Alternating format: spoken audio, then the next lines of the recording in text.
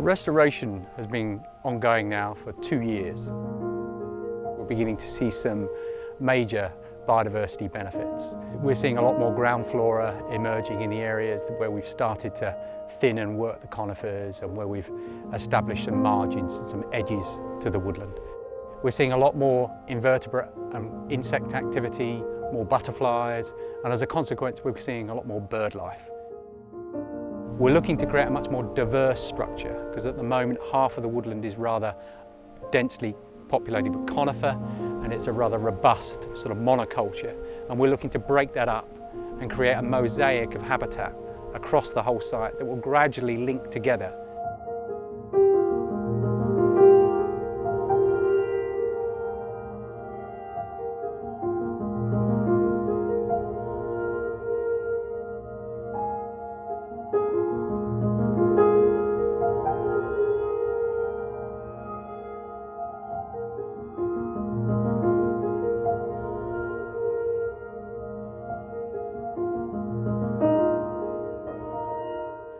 The oak tree behind me has stood in this location for 200 or more years.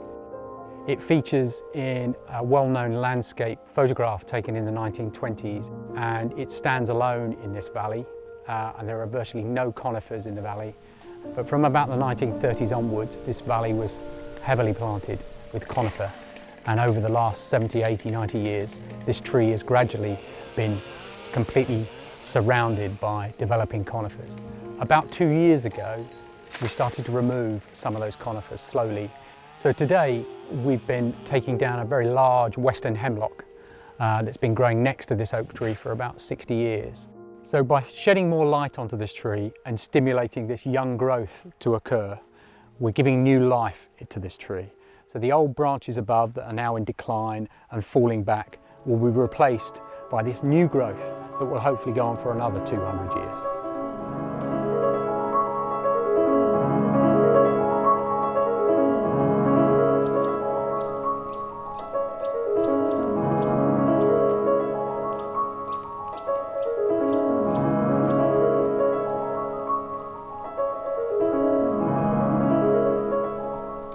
We're undertaking an MVC survey, which is a National Vegetation Classification Survey, and we're coming out to get some baseline data about the botanical diversity, particularly of the understory, the ground flora.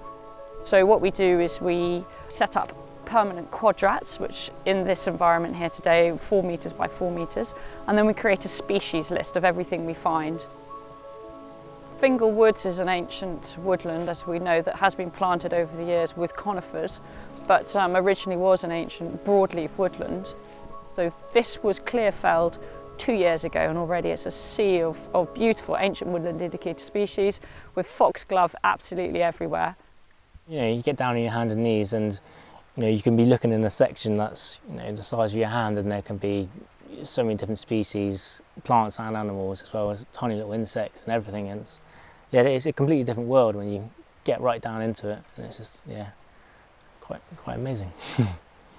Where you walk and you see nothing but pine needles in a coniferous woodland, actually, and you think there's no life there, actually to allow a bit of light in and to stop that resin from the needles penetrating the ground, you'll be amazed at what will come back and how quickly it'll come back.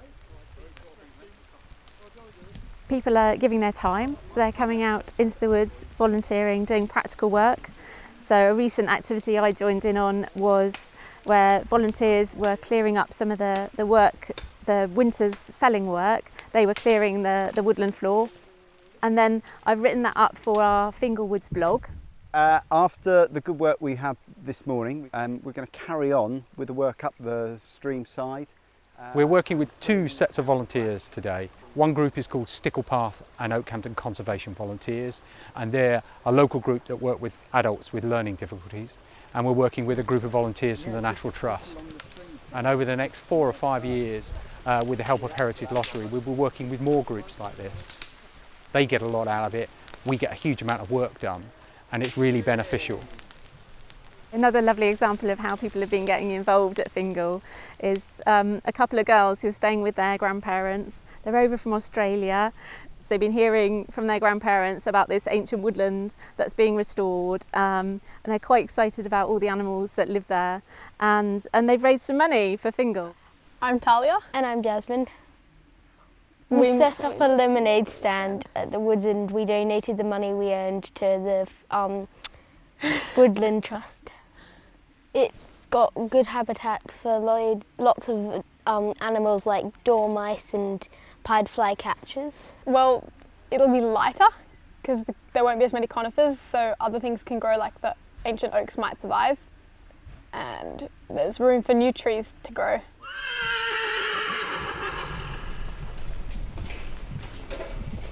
As we've worked the woodlands, it's become much more evident that there are many old historic features throughout the woods, whether they're hedge banks from former field systems, whether they're old wood banks that divided one wood from another, whether they're old trackways, and there's the Iron Age hill fort. Tell me, Jim, what are we looking at here? Oh, this is really quite an impressive bit of Iron Age ditch and rampart. You know, this is quite an extensive network of ditches and banks that run all the way around this bit of headland that juts out into the valley. The archaeology of Fingle Woods extends back at least 2,000 years. When the woodland started being managed as a conifer plantation, that obviously means that the trees are planted very close together, and not only does it obscure the ability to understand the landscape when you look at it, but also the density of the planting, the process of the planting, means that the archaeology underneath it is disturbed and broken up. As we look at managing the woodlands better, starting to clear out a lot of the conifers, not only will it allow the natural woodland to encroach and regenerate, but it will reduce the intensity of the damage that the conifer has had on what is a fantastic archaeological resource.